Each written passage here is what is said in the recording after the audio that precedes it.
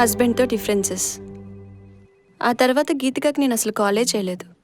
రాహుల్ కూడా వాళ్ళ ఫాదర్కి హెల్త్ బాగోకపోవడంతో హాస్పిటల్ చుట్టూ తిరుగుతూ దాంతో కాంటాక్ట్ లేడు గీతికకి.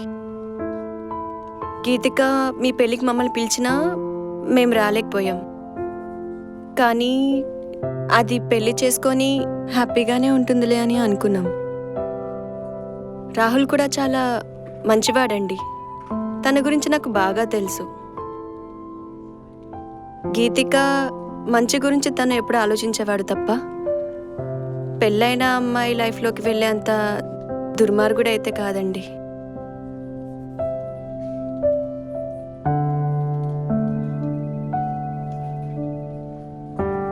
మేమిద్దరం మీ లైఫ్లోకి రావడం మీకు ఇష్టం లేదు అంటే నేను కానీ రాహుల్ కానీ మీ లైఫ్లోకి రాము. గీతిక మాతో మాట్లాడకపోయినా పర్లేదు, అది హ్యాపీగా ఉంటే చాలు. అనాథగా పుట్టింది, అనాథగా పెరిగింది, దాన్ని మళ్ళీ అనాథం చేయకండి.